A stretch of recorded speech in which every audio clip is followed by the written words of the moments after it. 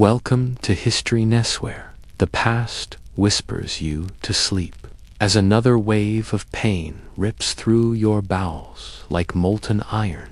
You clutch your stomach and choke on your own bile. Sweat runs down your face and mingles with uncontrollable tears as the stone walls of Newark Castle blur before your eyes, its jewels glinting in the flickering candlelight. Theodore is intolerable, with their faces masks of scarcely disguised distaste.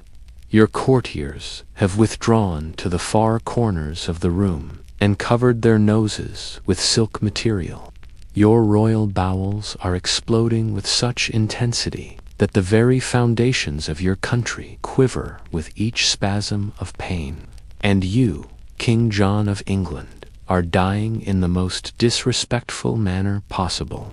If you love learning about the hidden facts of history like this before delving into these lost tales of survival and pain, additionally, kindly let me know where you're listening by leaving a comment below.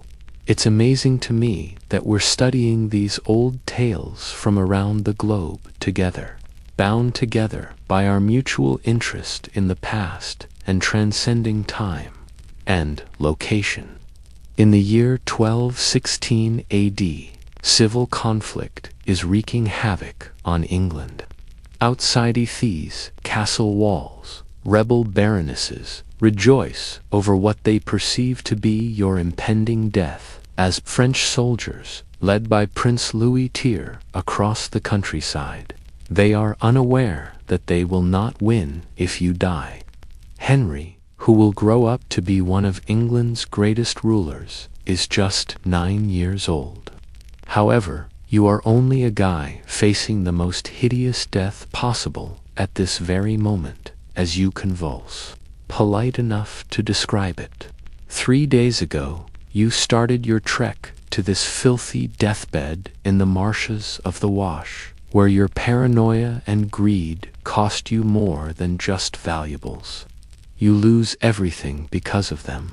Another spasm takes hold of you as the chilly October wind screams through the little windows, and you recall the time when your baggage train was completely engulfed by muddy waters, taking with them not just valuable wealth, but also your last remaining hope of paying the mercenaries who may have preserved your monarchy. Death, however, comes gradually, and in between the agony, memories emerge in waves. The full weight of your disastrous reign weighs down on you like a stone tomb as you lie there, alternately shivering with chills and burning with heat. You are not merely passing away, and your adversaries will find solace in the way you died for centuries to come. The brutality of the irony is amazing. You now die like a peasant stricken with the flux, your regal dignity dissolving in rivers of crimson excrement, the wives and daughters of nobility to be brought to your bed. The wrath of every wrong you have done has turned the very intestines that once broke down the best meals in Christendom against you. Hovering at a safe distance, your doctor, Master Peter, has a helpless, pale face. Medieval medicine does not provide a remedy for your ailments. His attempt at bloodletting simply made you weaker. The tinctures and remedies he gave you exacerbated your cramps. Now he just watches as the rebellion of his own bowels turns the most powerful man in England into something less than human. When the pain subsides sufficiently to allow for thought in between spasms, you remember what happened to get you here. The recollection arrives in bits and pieces, each one adding to the visceral pain coursing through your stomach.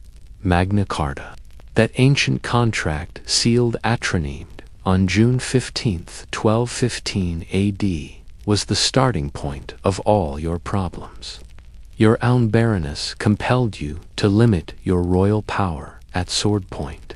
Even though your heart was burning with anger, you had signed and smiled with firm hands. But you started planning retaliation before the ink had even dried.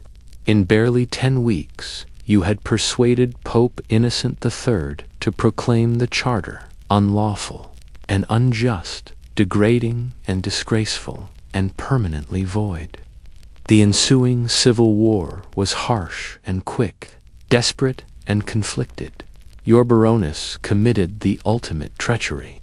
To take your crown, they invited Prince Louis of France to come over the Channel. By May 1216 AD, Louis was being acclaimed as the legitimate monarch in London, and French troops were advancing throughout the English countryside. Your kingdom was half in fire and the other half in rebellion. You retaliated with your usual ferocity. You were Anisti, where Louise was empathetic. You had prisoners thrown over the castle walls at Rochester. The area was littered with destroyed towns and women, who were abused by your mercenaries, who were paid in silver that was stolen from monasteries. You learned, however, that brutality has its limitations. Money doesn't. Who were numerically superior. Even your own followers started to falter. The weight of their purses served as a gauge of their allegiance. You required one resounding triumph, one spectacular act that would tip the scales in your favor. The solution was in East Anglia, where your sheriffs had been efficiently and mercilessly collecting taxes. Grain stores had been depleted, cattle had been pushed away in continuous trains, and the villages of Suffolk and Norfolk had been bled dry to finance your war. You could still be able to keep your throne if you could gather these resources and attack the French supply routes like a victorious warrior. You rode into Kingsland on October 9th, 1216 AD. Gifts of gold and silver were thrust into your eager hands by the merchants and burgesses who greeted you with fake grins and opened wallets. For one lovely day, it appeared as if the most infamous king in Christendom may still be lucky. Bishop's Lynn, as the town was once called, was the hall where you feasted that night. The weight of fresh bread, roasted meats, and flagons of wine made the table creak. With the hunger of a guy who had been on the hunt for months, you devoured venison and poultry with your hands while sipping goblet after goblet of rich gas wine. As you ate enough food to feed 3 men, your courtiers watched anxiously, but none of them dared to advise moderation to their erratic king. The microscopic agents that would eventually turn your intestines into a battlefield were transported by the town's water supply, which was tainted by the seasons. Intense rains and the presence of hundreds of soldiers. Medieval doctors had no knowledge of pollution or microorganisms. The following morning was gloomy and chilly, with a sour breeze coming from the North Sea. Your advisors warned you to be careful. It was dangerous to travel north to Lincolnshire, particularly when crossing the Wash. The frenzied energy of a man who knew his time was running short, however, made you impatient. Defections among your surviving allies increased with each day of delay as the French closed in from the south. That morning, you made a decision that would change the course of history. You decided to divide your forces instead of going around the Wash, which was a longer and safer path, while your baggage train, loaded with all your portable wealth, you would ride north with a small escort covering ground. Rapidly, this luggage train was not your typical supply haul. The magnificent German crown that had belonged to your grandmother, Empress Matilda, was among the crown treasures. There were silver cups taken from abbeys, jeweled clasps taken from the necks of vanquished adversaries, and chests full of gold. Coins with your own grim profile. The most valuable of all were the royal regalia, 2 full sets of ceremonial objects that validated your authority. Scepters fashioned from antique ivory. Swords sanctified by archbishops. These were more than just ornaments. They were talismans of royalty itself, signs that elevated a murdering younger son to the position of appointed ruler. It seemed like a good plan. When the sands were solid and the channel was shallow, the baggage train would pass at low water, under the direction of local men who were familiar with the tides. By dusk, your strategic position would be restored, your wealth would be intact, and both sections of your force would be back together in Lincolnshire. The chronicler Roger of Wendover, who would recount your last days in such dramatic detail, subsequently described the Wash as a river known as Weller's Stream, as a wide estuary where several waterways met. It was actually far more treacherous than any river, a labyrinth of canals, quicksand, and mudflats that changed with each tide, which could swallow a horse and rider in a matter of minutes, and even seasoned guides occasionally got lost. Early on the morning of October 12, 116 AD, your baggage train departed King's. On the firmer terrain close to the town, Threwigans carrying wealth traveled slowly. However, the going turned dangerous as they got closer to the Wash's actual edge. The cart's wheels sank deeply into the soft earth, which grew increasingly unstable and moist. A catastrophe occurred. The luggage train got stuck when the tides started to rise.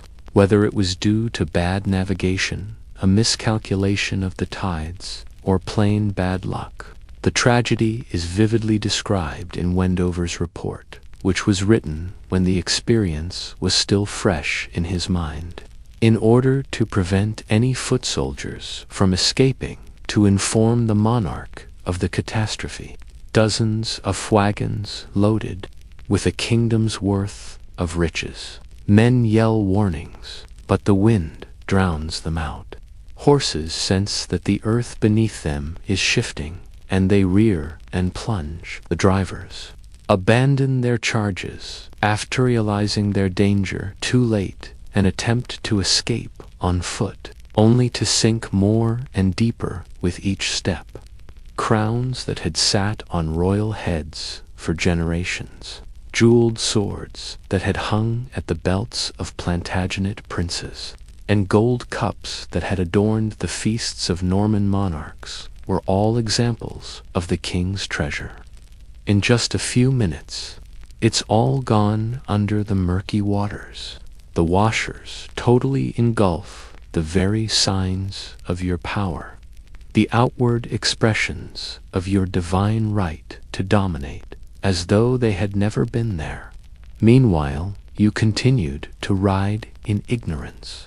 When nightfall arrived and your baggage train did not show up at the designated meeting spot, you became aware of the catastrophe for the first time.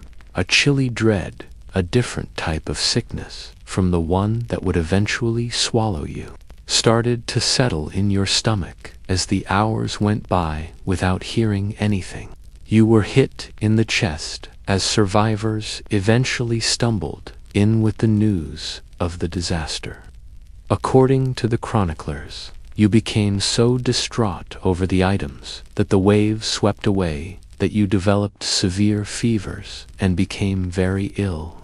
Was already brewing in your system from tainted food or water drunk in King's Lynn. Treasure was not the only thing you had lost. You didn't have the money to keep fighting the war. You were just another vanquished warrior in a land full of them, without gold to pay your mercenaries, without regalia to validate your power, and without the wealth of your rule to purchase allegiance. All of a sudden, the French prince who ascended to your throne appeared to be more inevitable than a pretender. You sought refuge at Swine's Abbey in Lincolnshire on October 12, 1216 AD, the tired civility of a king, even one whose reputation for harshness predated him like the smell of carrion, was extended to you by the Cistercian monks. But they were unable to provide you what you most needed: a method to reverse the catastrophe that had happened to you in the wash. When it did occur, sleep did not bring tranquility. You were alternating between shivering with chills that no amount of blankets could cure and burning with a fever as you tossed on your bed. Already uneasy from shock and stress, your stomach started to revolt seriously. However, they became increasingly intense and menacing as the night went on. You were scarcely able to stand by daybreak. Your bowels had started the violent insurrection that would characterize your last days, and the fever had gotten worse. Concerned about your condition, the monks recommended rest and spiritual solace. But you couldn't afford to rest because you were a monarch at war. You persisted in going north towards Newark against Aladves in the hopes of rallying your remaining supporters for one final, desperate gamble. The October 13th trip to Newark Castle was an agonizing and humiliating nightmare. Your stomach began to ache with each jolt of your horse. With one hand pushed to your stomach and the other clutching the reins with white knuckles, you rode stooped. Your courtiers watched their king decay in front of them, exchanging anxious looks while riding at a polite distance. You were hardly conscious when you got to Newark. That wouldn't insult sensitive readers because they were writing for audiences that weren't used to seeing gory medical information. Wendover's Roger attributed your illness to pernicious gluttony, saying you had gorged yourself on peaches and fresh cider at Swine's Head Abbey.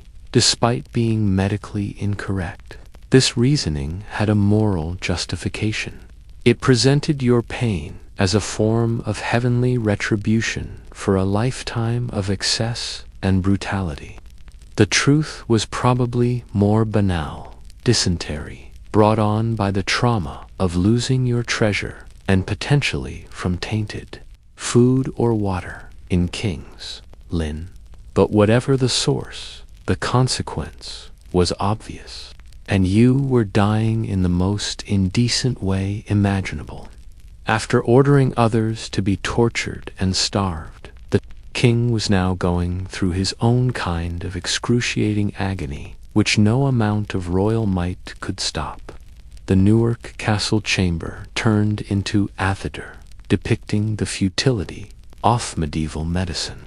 Master Peter and his helpers attempted every cure they could find. They continually bled you in the hopes that your system would return to equilibrium.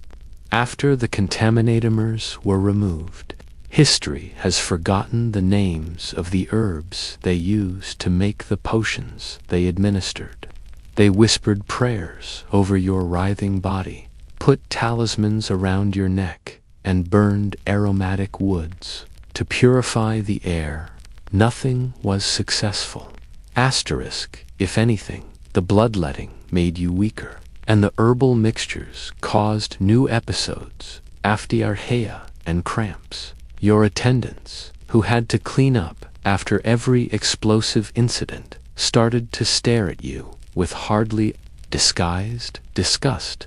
The man who had demanded complete loyalty from archbishops and earls now made servants who had to touch his foul-smelling bedding feel disgusted. You attempted to carry out the duties of kingship during the few breaks when the agony was sufficiently diminished to allow for clear thinking.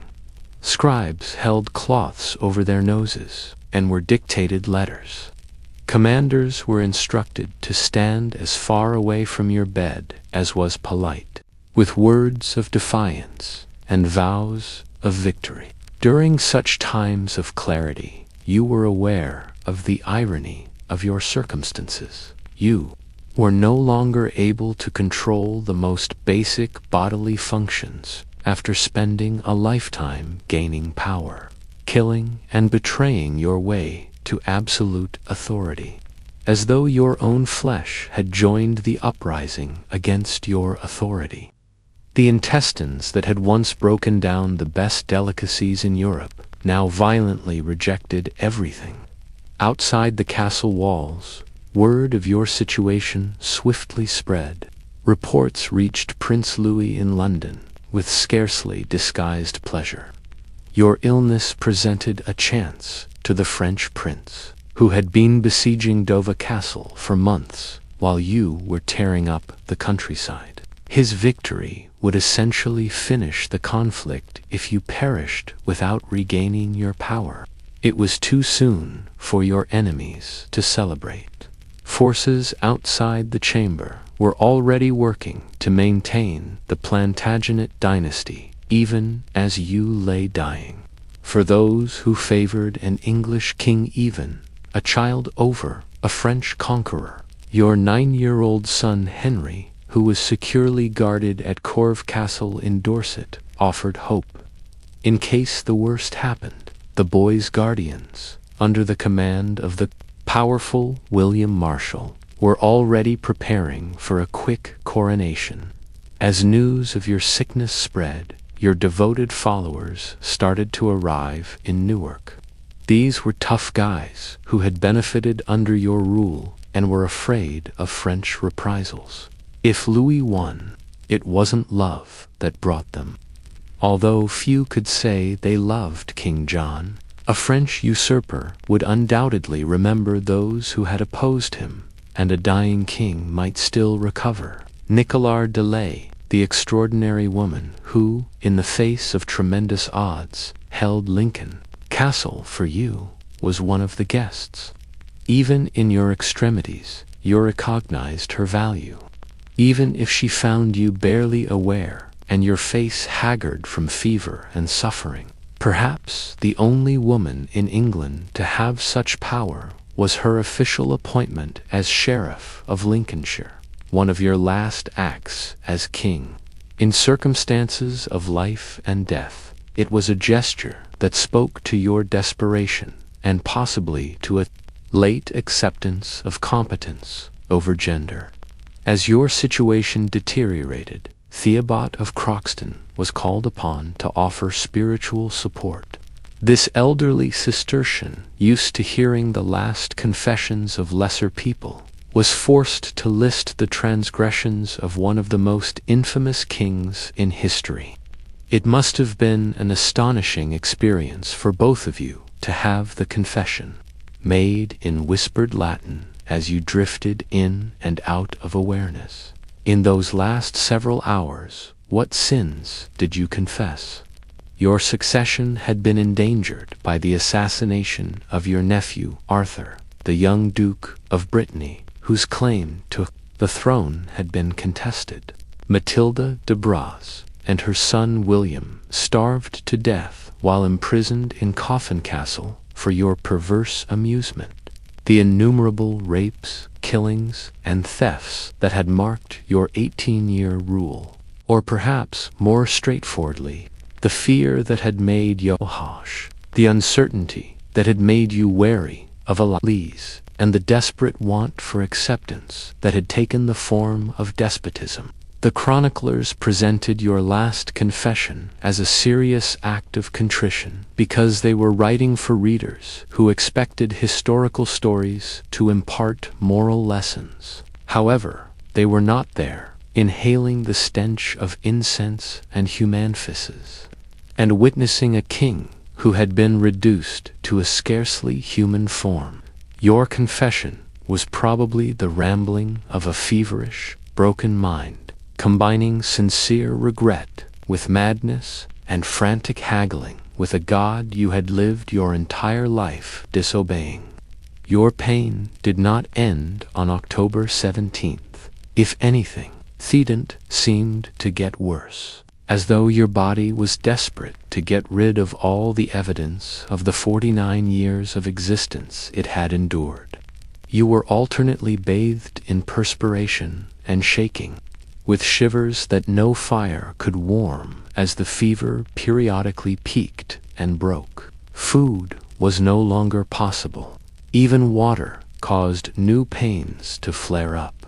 Master Peter, your doctor, had used up all of his remedies. With its reliance on herbal medicines and bloodletting, medieval medicine was powerless to quell strong dissent. There was no knowledge of bacterial infection or dehydration in an era when the causes of illness were ascribed to an imbalance of body humors or divine wrath. What modern medicine could treat with intravenous fluids and antibiotics was killing you. However, centuries would pass before such knowledge was discovered. The misery, a grinding sensation that provided no respite, had now become constant.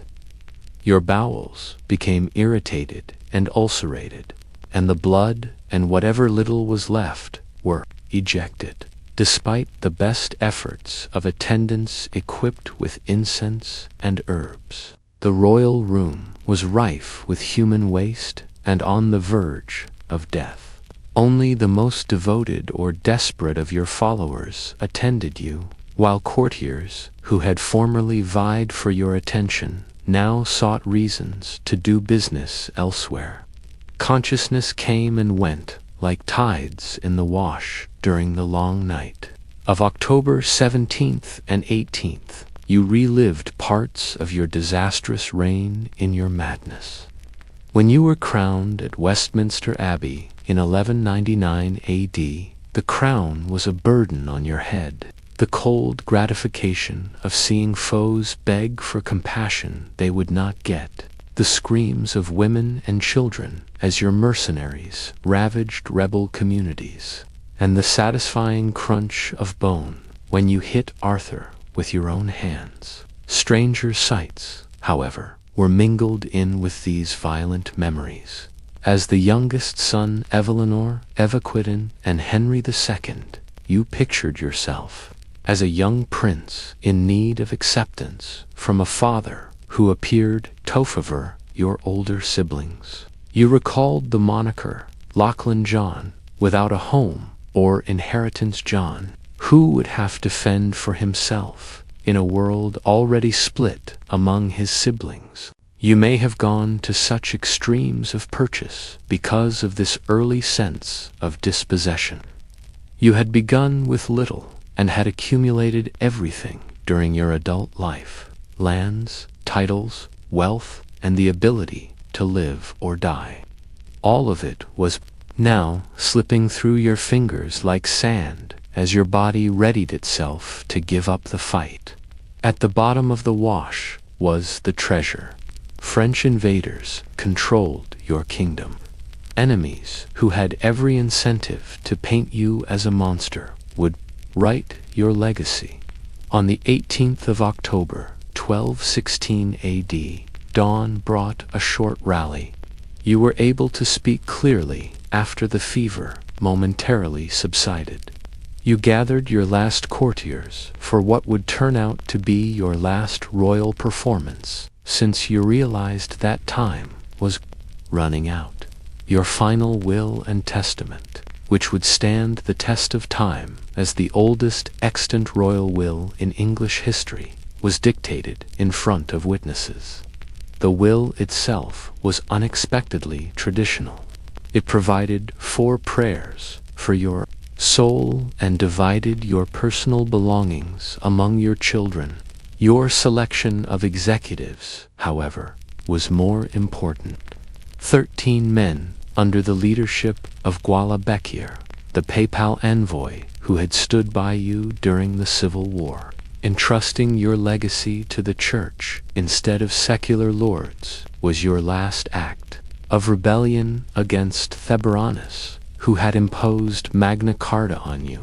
In an era when the location of a king's tomb may become a site of pilgrimage or a proof of political legitimacy, you also addressed the issue of your burial, which is particularly important. At first, you were supposed to be buried at Hampshire's Bellew Abbey, the Cistercian monastery you established as atonement for your father's murder of Archbishop Thomas Becket, a crime for which your whole family was accountable. However, Bellew was in an area under rebel barons' control, so burial was not an option. Rather, you went with Worcester Cathedral, where you had prayed in front of the final Anglo-Saxon bishop, St. Wulfstan's tomb.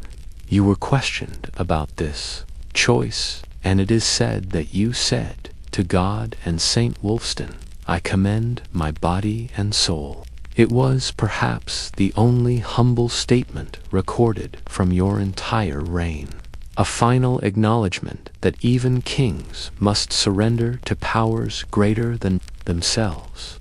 As the day went on, your condition rapidly deteriorated. The brief morning rally gave way to renewed agony as the dysentery resumed its violent course. Your pulse, already weakened by days of fever and dehydration, became more irregular. The royal chamber, where many lesser nobles had died, was getting ready to host a king's death.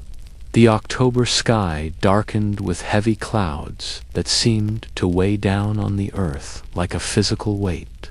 Lightning flickered in the distance, and the first drops of rain started to spatter against the narrow windows. Medieval minds, attuned to omens and portents, would later interpret the storm as heaven's commentary on your impending death. Your breathing became labored as afternoon faded into evening. Each inhalation was a conscious effort. Each exhalation might be the last.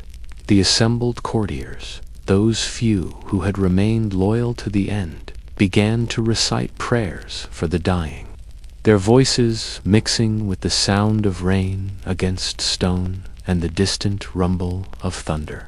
The papal legate, Gualabicari, administered the last rites with solemn ceremony. The host was placed upon your tongue. Ironic, since your inflamed digestive system could no longer process the simplest food, holy oil was applied to your forehead, your hands, and your feet, marking you as one prepared for the journey beyond death. The rituals that transformed a dying sinner into a departing soul were performed with all the dignity that your royal status demanded, even as your body continued its revolt against authority of any kind. As night fell on October 18, 1216 AD, the storm outside reached its full fury. Rain lashed the castle walls, and thunder shook the very foundations of Newark. Inside the royal chamber, by the flickering light of candles that seemed to dance with each gust of wind, you fought your final battle, not against French invaders or rebel barons, but against the simple, inexorable fact of human mortality. Your last coherent words, preserved by the chroniclers who would memorialize your reign, were a plea for divine mercy. God and St. Wulfstan, receive my soul. They were the words of a man who, having spent his life defying earthly authority, finally acknowledged a power that could not be bribed, threatened, or murdered into submission. The end, when it came, was neither peaceful nor dignified. Your body, racked by days of dysentery and fever, simply gave up the struggle. The violent spasms that had defined your final days continued even after consciousness faded, as if your intestines were determined to have the final word in your rebellion-torn life. Thekking, who had controlled the fate of millions, died unable to control the simplest functions of his own flesh.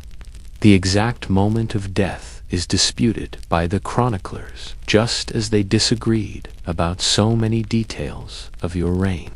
Some placed it on October 17th, others on October 18th or 19th. But the date mattered less than the manner.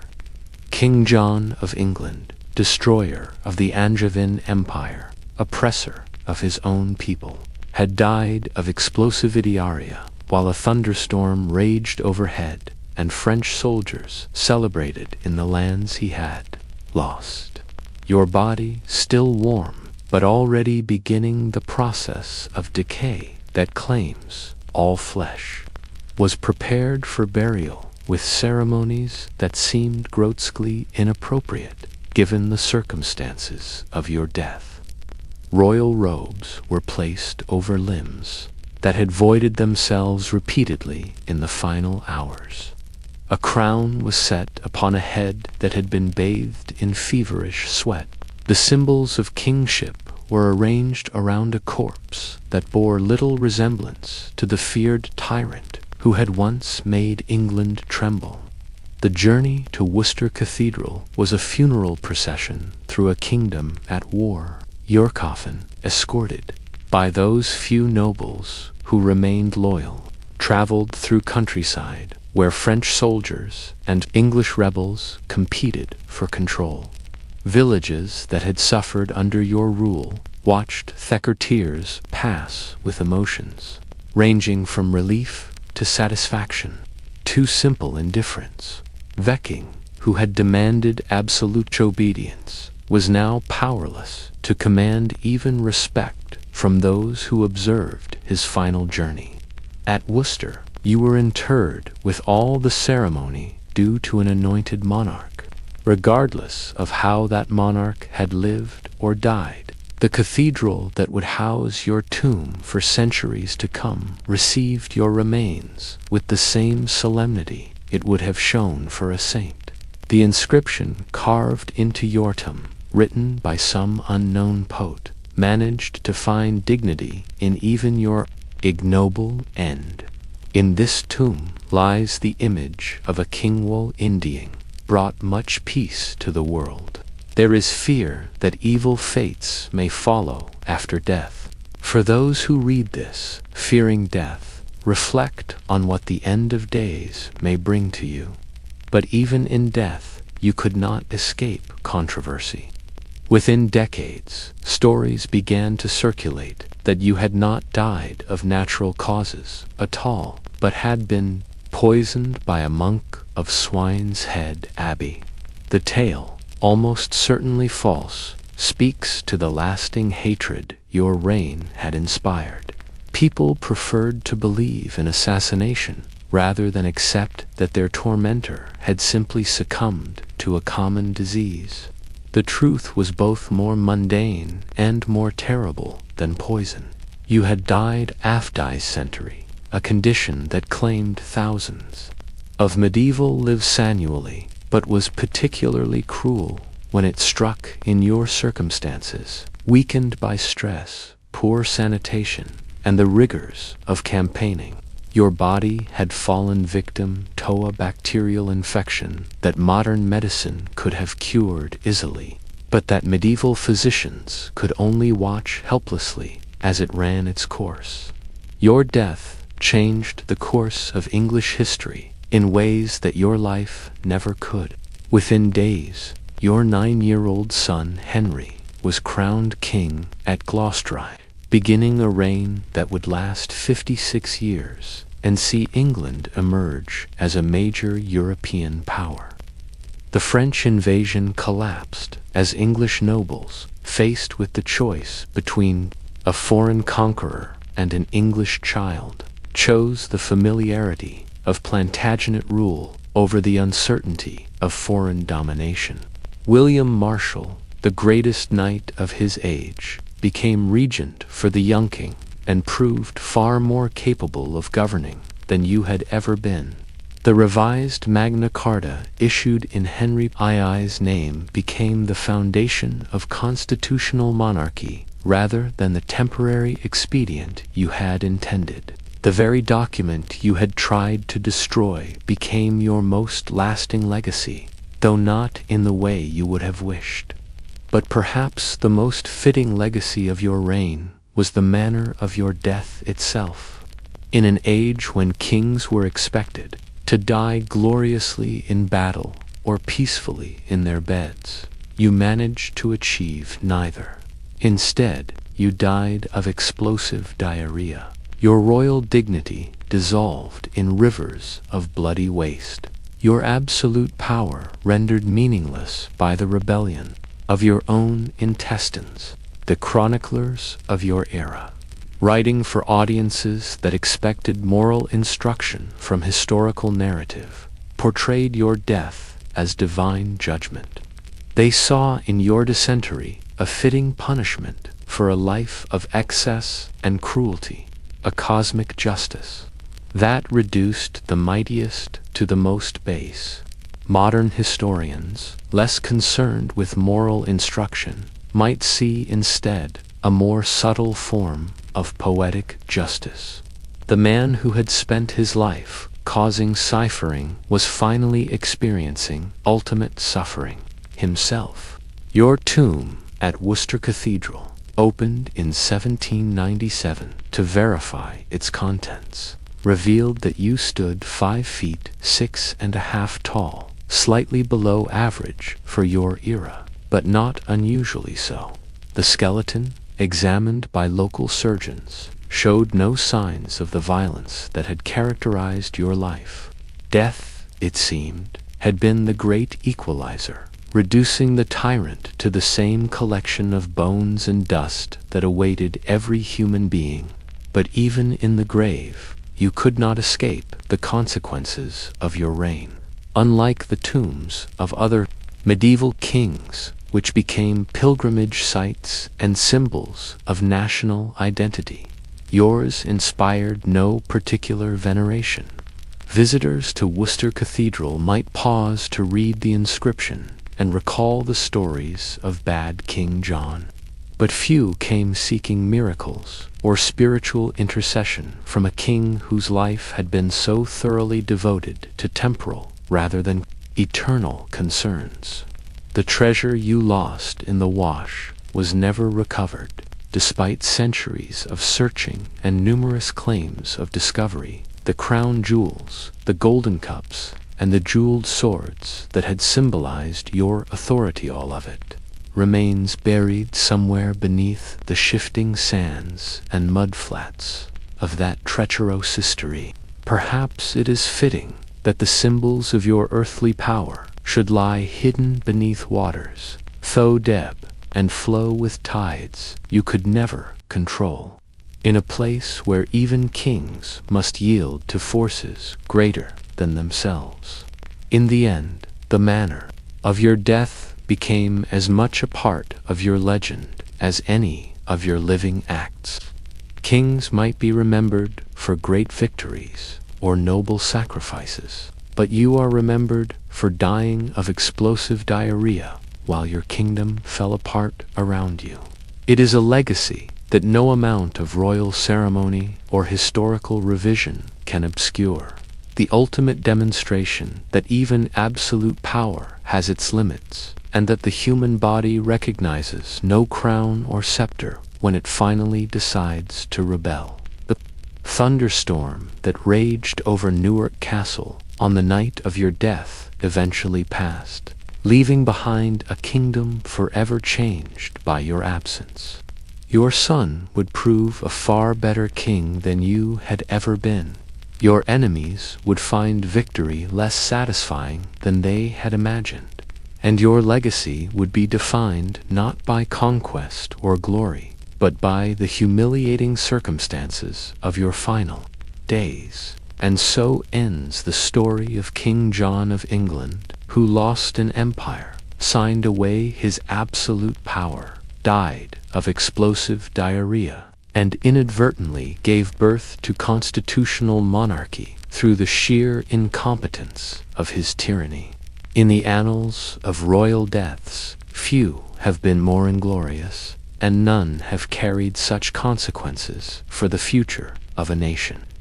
You rest now in Worcester Cathedral, where the carved stone bears witness to a reign that proved once and for all that even kings must answer to powers they cannot bribe, threaten, or murder into submission, including the simple, inexorable rebellion of their own mortal flesh.